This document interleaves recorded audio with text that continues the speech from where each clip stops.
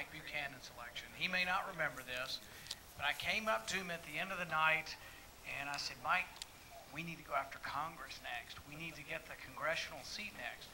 And of course it had been Natcher in this seat for 50 some odd years, and I think Mike was the first Republican to win maybe ever, or for a long time ever. All right? Things have changed. Within about 6 months of Mike's victory, then Ron Lewis won a special election.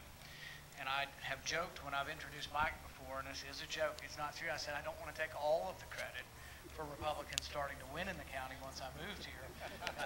And that is a joke, because obviously Mike deserves the credit, and so does Ron Lewis for being the first ones to really transform and allow Republicans to win. Many years ago, Reagan was going to a summit meeting with Gorbachev, and he told his aides he was going to tell this story. And his aides said, oh no, there could be an international incident. Don't do it, don't do it. Of course, Reagan kind of spoke his mind and did it anyway. He told the story of an accountant who lived in Moscow and had saved for many years to buy a car. It was hard to buy a car. Very few people could buy a car. There was only one dealership, and it was owned by the state. And it was a crummy car to boot, but it was a car nonetheless. He saved for 10 years. He came in, he plopped his money down. Surly state employee bureaucrat was sitting across from him, and the bureaucrat looked at him and said, oh, that's all good and well. You've got your money. Come back in 10 years and you can pick up your car. The accountant didn't miss a beat. He said, well, will that be on a Tuesday or a Wednesday? And the surly bureaucrat looked back at him and snarled and said, I just told you, you idiot, it's going to be 10 years. You want to know whether it's going to be on a Tuesday or Wednesday? He said, yeah, well, the plumber's coming on Tuesday, and I don't want to miss it. When I first started retelling that story, I thought, well, you know what? Americans aren't going to get that, because we could never imagine the car companies being owned by the government. Guess what? A lot has changed. A lot has changed for the worse. You know the new name for GM, right? Government Motors. We now have banks being owned by the government.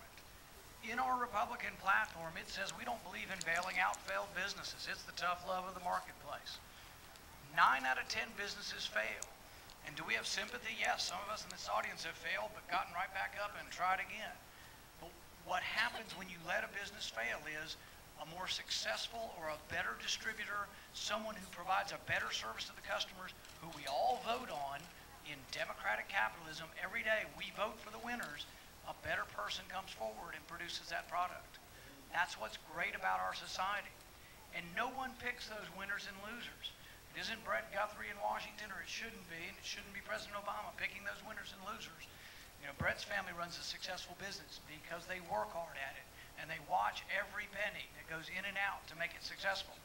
And they're the exception to the rule. But what we don't want is a government that comes in and chooses the winners and losers. We don't want a government that is coddling us from cradle to grave at every point, mainly because the government doesn't do a very good job at things. I laughingly say it's not that government is inherently stupid, although that's a debatable point. It's that they don't get the right signals.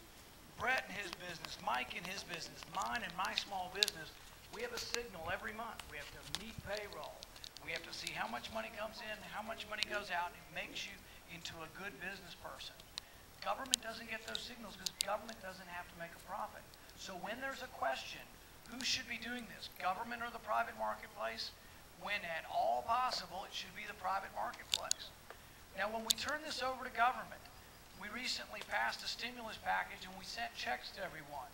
Here's a $250 check. Go to the mall. Everything will be okay. Just go spend your money at the mall. Well, here's the problem. You got a $250 check? Well, guess who else got it?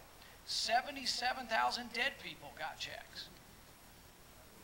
17,000 people in prison got checks. When Hurricane Katrina happened, people in the Baton Rouge prison were getting checks. They say they'd been dislocated. Of course, they had. They'd been dislocated to prison, but, you know, that was a technicality. But many of them received checks.